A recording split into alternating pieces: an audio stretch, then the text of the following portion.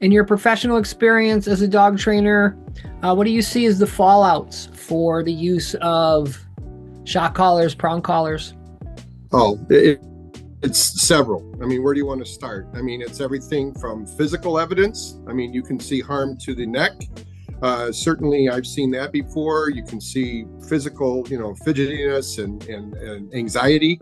But in the greater scheme of things, certainly behaviorally, dogs that basically look like they've been walking on eggshells all the time and worried about, is this tool going to stop me or have an effect on me? And so dogs that lack confidence, dogs who struggle to calm down, dogs who are actually giving them the opposite result in behavior that they thought they were going to get by using that tool, where they might be acting out or lunging. And then, of course, unfortunately, you also have learned helplessness, where the dog will do anything they have to make the tool not do its job and not have that effect. So they'll just shut down, try and stay middle of the road as best they can to just stay out of any kind of physical or mental harm. What are the reasons that some other trainers will recommend the use of prong collars or shock collars? Well, right away, they want to convince the client, hey, this is a quick fix. I know you've been struggling with this problem for a long time. Boy, we'll get that result right away. And guess what? That result is going to last forever for you. So not a problem. But obviously, we know that's very much not the case. But usually that's the tagline. That's what you see everywhere. What are the promises or guarantees that dog owners are given when being sold a tool like shock or prong collars? Well, very much the same thing. It's guarantee that they're going to get the results they want. They want it quickly. The real hook there is the quickly. As you and I both know, by the time somebody calls a dog trainer, they've probably been struggling with these things for an extended period. And so clearly and understandably, their patience is thin. And so when somebody comes along and says, hey, wow, you know what? I got that quick fix for you and it's going to last too. They'll jump at, and they do that. And they pretty much then just stop and then just coach them up on how to use the tool, and they take their money and go on down the road. Have any of your clients whose dogs have been physically or behaviorally harmed ever been given a list of potential hazards when they were being sold these tools? No, not that I'm aware of, not at all, because that would go against the narrative that they're using to get the sale to occur in the first place. They're not going to give them any of that background results or things that could happen in a negative way. It's all about the positive, the quick fix, and the lasting behavior. And to be honest, a lot of these trainers who use shock and choke aren't even probably aware or care too much if there's a fallout from the use of them, because they're trying to make the sale. Right. They're trying to make the sale. And the thing is, too, as you know, in behavior, humans and dogs are alike, and that once any behavior they give us, they do because it works for them. And even from their perspective, if they think this is working for them and meeting the results they want and meeting their goals or whatever their reasons for being a trainer in business are, there's no motivation to learn anything else. Why would you? And so they stay there. And then certainly when folks like ourselves come along and say, well, what about the behavioral science? And what about those aspects? That's a non-starter. That's right away. It's to tear that down, Well, at this meeting that took place at the legislature in New Jersey a few weeks back, the pain trainers actually said that the only way these tools can be misused is with dog owners. So it's interesting that they would admit to that, because that kind of shoots their argument in the foot.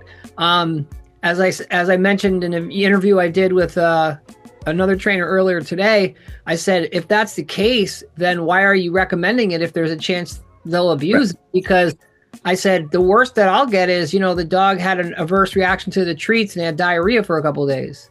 Right. Exactly. That's not going to cause your dog to have aggression. And we can get different treats, figure out your dog's diet. So it's very interesting that they would admit that. How much more work has to go into a dog training session when the dog has overly generalized fear or aggression? A lot. From my perspective, personally, as a trainer, I would say probably 3/4 of the work I do is my anxiety and fear program. So it's not even about a session, but it's about programming, and it's about long, extended periods of time. Again, a lot of these behaviors were established over time. Then they bring in the aversive tools. It just compounds the problem, and there's a lot of unwinding. You're trying to transfer the dog from anxiety and fear to a state of calm and confidence. And even with humans, that can take quite a while. And so it's a lot of work. It's really trying to get buy-in from the clients. You're trying to talk them away from feeling guilty. Sometimes you have to even sell them on the fact that I get a lot of them come along and, we went to a board and train and they gave us the shock collar. We really didn't like that. So we turn around and use the prong on walks, but now our dog is acting out and now you need to come. And a lot of times, from my perspective, I always term it as I got to put Humpty Dumpty back together because now this poor dog is a mess. They're a wreck. And so it's not even about a single session. Sometimes it requires medications. Medications become a tool in the toolbox to help us establish that reliable level of calm, myself and the client.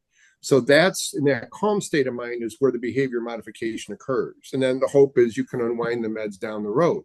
I'll do the initial consult. I'll see what's going on. And if I feel it's beyond me, even in some cases are so extreme that it's off to a vet behaviorist, where you really need that one-stop shop, if you will, where it's someone who understands behavior modification, but can write the scripts for the meds and include nutrition and all of these other aspects that are required. So it will affect every aspect of the dog. I mean, there's no doubt about it. And so I've seen that last a very long time.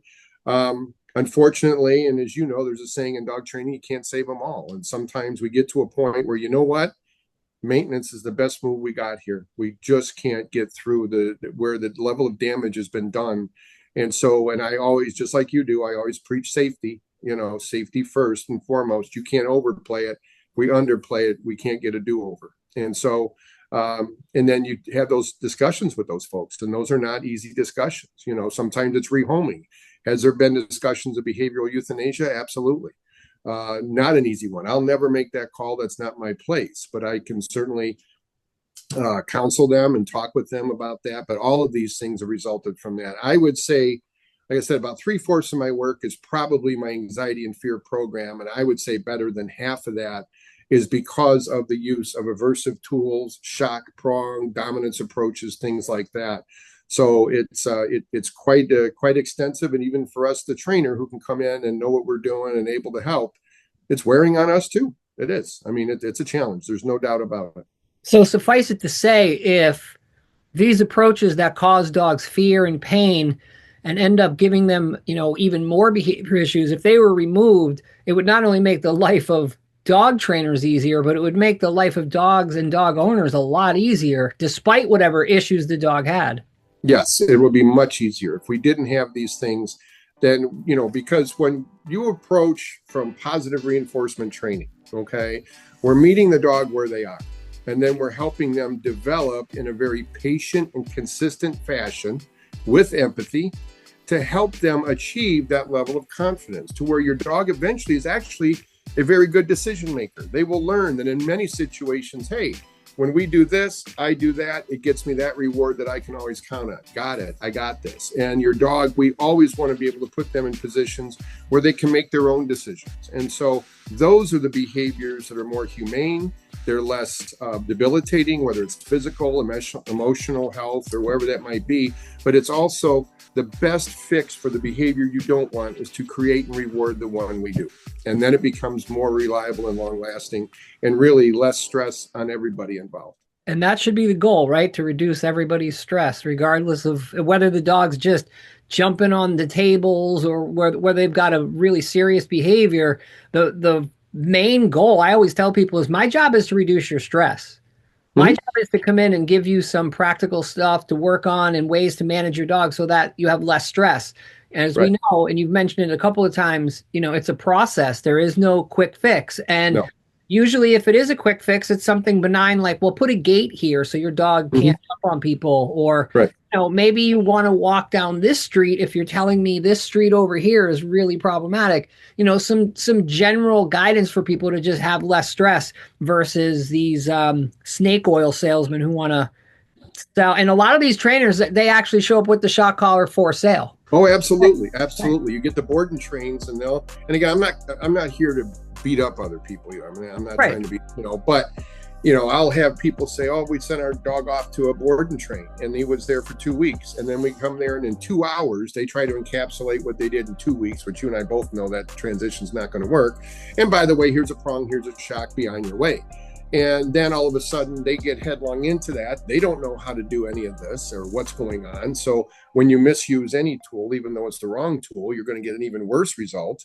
And then, like the term I used earlier, I'm getting a call from these folks months later, sometimes years later, and I've got to come back and try and put all this back together. So, what will really just will drive me nuts sometimes is if you look at a dog that is fear reactive on leash, or what I call an over exuberant greeter, they'll look identical. They jump, they pull, they bark, whatever. So they go and they get the prong collar, the shock collar. Okay. Now all of a sudden you've got this dog that just simply really, really wants to go say hi to people. Now starts to dislike seeing people because it represents pain to them. You've now created a fear reactive dog. Predictive value. Yep. Dogs operate on predictive value. And if the predictive value is, oh, if I pull, I'm going to get my neck pronged or shocked, then they may stop pulling, but they may also, more than likely, as we know, they're probably not going to like the stimulus that they have encountered, whether it's people, other dogs, traffic. And a lot of dogs, as you know, they start out basically just being exuberant, right? Having a lot of energy, and they're barking, and people think that their dog's, quote, aggressive. And then these trainers who show up with no behavior knowledge, don't know how to assess dogs. They're just trying to get the dog to stop doing something. They implement this tool, and they're not even aware that they're causing this dog fear and pain, which is pretty sad. That'd be like me, selling you a gun and saying, yeah, you're fine, just go.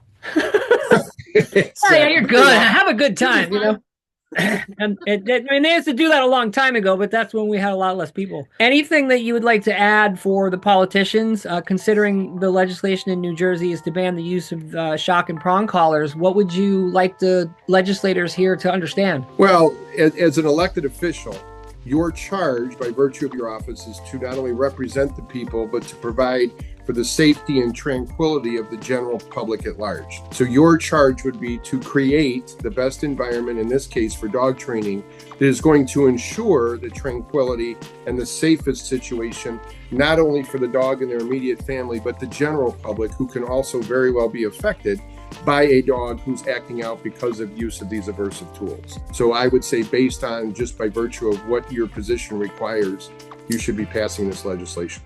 Excellent. Wow, that's great, man. You're really good at this. I used to do it, remember? Yeah, I know. But, sometimes people, they get on camera and they're